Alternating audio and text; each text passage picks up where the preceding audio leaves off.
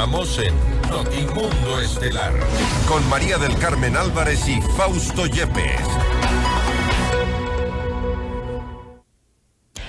Los materiales de construcción que van grabados con el 5% de IVA permitirán reactivar al sector con el objetivo de que los planes habitacionales sean más accesibles para los ecuatorianos. La noticia requiere profundidad. En Notimundo están los protagonistas de la noticia. Estamos ya en los estudios de FM Mundo con el arquitecto Humberto Plaza, ministro de Desarrollo Urbano y Vivienda, para hablar sobre la reducción del IVA en materiales de construcción, además de lo que se viene, la consulta popular del gobierno, cuál se advierte podría ser el resultado. Hay algunos temas coyunturales importantes también en este proceso. Arquitecto, gracias por estar con nosotros, bienvenido. A las órdenes, gracias a ustedes. Ha habido la reducción del IVA para algunos materiales de construcción, sin embargo, los gremios de la construcción se han pronunciado en el sentido que no están todos y finalmente esto no va a producir el efecto que quizás sería el deseado, bajar los precios. A ver, es un problema si nosotros ponemos en la lista materiales o productos, hablemos más de productos que materiales, de productos que tienen un alto porcentaje de materias importadas. Porque si yo importo pagando el 15 y luego tengo que vender pagando el 5, para esas empresas esto va a ser un problema grande. Ahora, todo es absolutamente perfectible. El listado que tenemos, lo tengo aquí conmigo. ¿Podemos mencionarlo? Sí, seguro. Varilla laminada y corrugada de 8 milímetros, 10 milímetros y 12 milímetros de diámetro. No ponemos las más grandes, las de mayor diámetro, porque tienen material importado y nosotros no somos grandes productores de hierro. Nosotros podemos chatarrizar y reutilizar el hierro, pero hay un componente importante de hierro de materia prima que es importada. Entonces, poniendo estos diámetros, que dicho sea de paso, son los más frecuentes en vivienda popular, con eso y son un poco más del 50% de lo que se compra, estamos bien. Arcilla, arena, cal, caliza, es decir, áridos, son de producción totalmente nacional. Petrio, hormigón premezclado, tiene pues es básicamente producción natural. Cemento y todos sus derivados, residuos cementeros, chatarras ferrosas, eso es importante para la producción de hierro, clinker para producción de cemento, puzzolana, yeso, adoquín, bloques, ladrillos y productos de hormigón prefabricado. Mientras más cara o de más alto target es una vivienda, obviamente va a haber porcelanatos y una serie de materiales que son casi todos, muchos son importados y pues esos son materiales que pagando ellos IVA 15 y vendiéndolo al 5 será un problema. Esta lista de materiales... Ahora, esos problemas han sido precisamente, ya ha sido la primera voz de alerta presentada por los constructores. No, más bien por el contrario, productores de gente que, no productores, incluso vendedores de productos que son de materia prima importada, se los quebraría y esto pues no está bien. Ellos tienen que pagar 15. Usted ha dicho que es perfectible. ¿Cómo? Bueno, si se logra demostrar que hay algún producto de producción totalmente nacional que tenga valor agregado nacional y que no tiene este componente extranjero, podría eventualmente incluírselo. Pero déjeme decirle que con estos materiales usted hace el 70%, cubre el 70% del costo de construcción de una vivienda popular. La vivienda popular es bastante más sencilla y con estos productos, hierro, cemento, arena, bloque, yeso, etcétera, con eso cubrimos el 70% del costo de una vivienda popular y justamente es en el segmento más humilde que nosotros debemos de ponerle el máximo esfuerzo. Es un aporte muy importante en el 70% del costo. Pero la consecuencia deseada, al menos una de las consecuencias deseables, es que también bajen las construcciones. El costo de la vivienda, por ejemplo, es un costo demasiadamente alto. En algunos casos es impagable. A ver, existe en el Ecuador un segmento que sí se mueve muy bien, el segmento BIS. Digamos, el segmento que más se mueve en el Ecuador, más allá de ponerle nombres BIS, tal vez la audiencia no esté familiarizada, viviendas de 50 a 100 mil dólares. Se mueve mucho y es lo que mantiene viva a la construcción. Hay libre mercado. Si alguien pretende cobrar más de la cuenta, pues le compran al vecino. Uh-huh. Eso ha sido así toda la vida. Yo creo que nosotros tenemos una gran deuda. Y no me refiero a este gobierno, sino a todos los gobiernos que nos han precedido, e incluso este. Nosotros debemos de atender a esta gran masa humana que muchas veces, por no tener acceso a crédito, no puede comprar una casa. Ley de oferta y demanda, no se hacen las casas que se debiera de hacer, y el día de hoy los alquileres son carísimos. Nosotros estamos tratando, como Midubi, de promover productos que tengan una cuota mensual similar a lo que el día de hoy ya el comprador pagaría por concepto de arriendo. El arriendo usted lo paga todos los meses, y bueno, se terminó el mes y es un dinero para ahorro.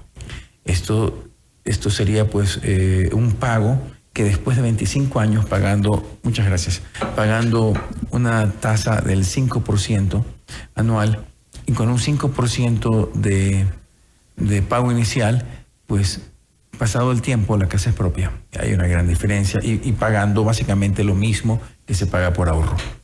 Ahora bien, dentro de todo el sector, porque el sector de la construcción no es exclusivamente los constructores, usted ha hablado también de alguna forma cierta incomodidad por los importadores, hablan también del uso del producto nacional. ¿Qué va a pasar con el sector afectado? Yo no creo que se afecte a ningún sector, muy por el contrario. Yo creo que con esta medida van a bajar los costos de las edificaciones, deben de bajar. Hoy estuvimos en el lanzamiento del plan del Midubi, 24-25. ¿En qué porcentaje? Bueno, depende del segmento. Hablemos de vivienda popular, que creo que es una de las demandas. Yo creo que en vivienda mayormente popular debería de andar en el orden de un total, un 4%, 3-4% en general, porque también está en la mano de obra. Entonces, 3% podría ser. ¿Y eso es bueno? Es buenísimo. Eso es buenísimo. No, perdón. Un poco más, 5 tal vez.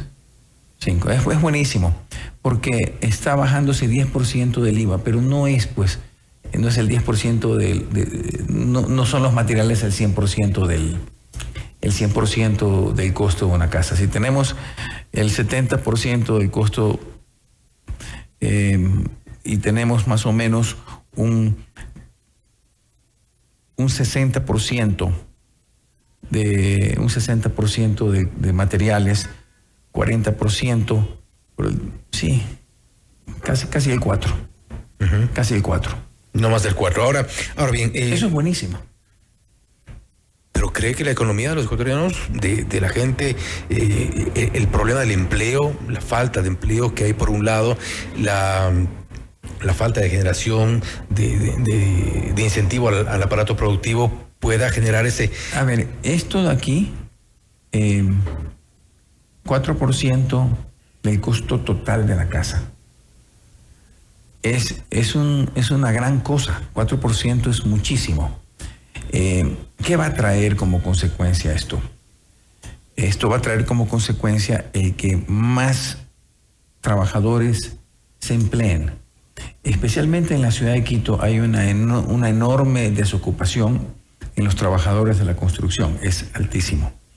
Y no solamente que... Además de la informalidad. Bueno, sin duda. Pero el Quito, todo el Ecuador, pero Quito en especial tiene su su negocio de la construcción muy golpeado.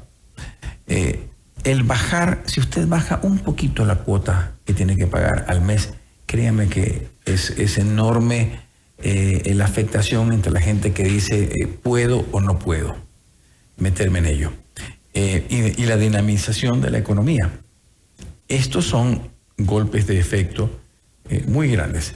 No puede, si nosotros bajamos 10% del IVA a los materiales de la construcción y no siendo la construcción 100% materiales, es imposible decir si bajó del 15 al 5, no es que la casa va a bajar 10%, eso sería mentira.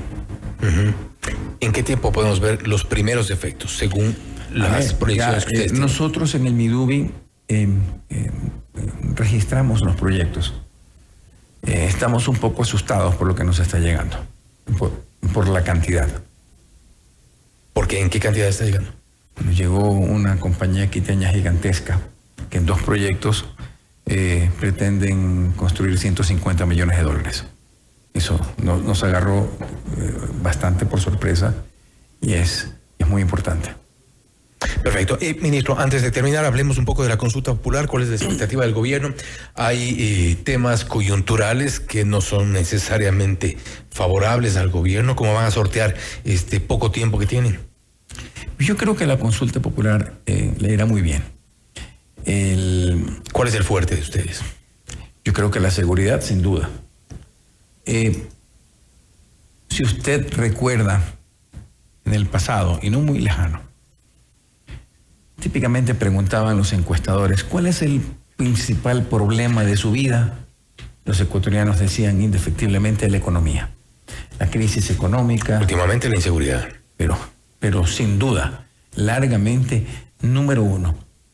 Y la inseguridad afecta terriblemente a la economía, porque especialmente en la costa ecuatoriana, usted ve en Guayaquil negocios que están cerrados, porque la gente no está dispuesta a romperse el lomo trabajando para que llegue un vacunador a llevarse prácticamente todo el producto, todas sus utilidades. ¿Pero usted cree que desde el gobierno se ha atacado el problema, la esencia del problema de la inseguridad? ¿No están controladas 100% las cárceles, por ejemplo? La inseguridad... Y es de ahí donde nace gran parte del problema. Bueno, ciertamente. La inseguridad comenzó aquí cuando se abrió la puerta para que ingresen sin récord policial, sin pasado judicial, cuanto extranjero delincuente así lo pretendía hacer, desde 2 países hermanos que quedan un poquito al norte. Luego se dieron todos los elementos que hicieron fácil, que hicieron verdaderamente cómodo el negocio del narcotráfico.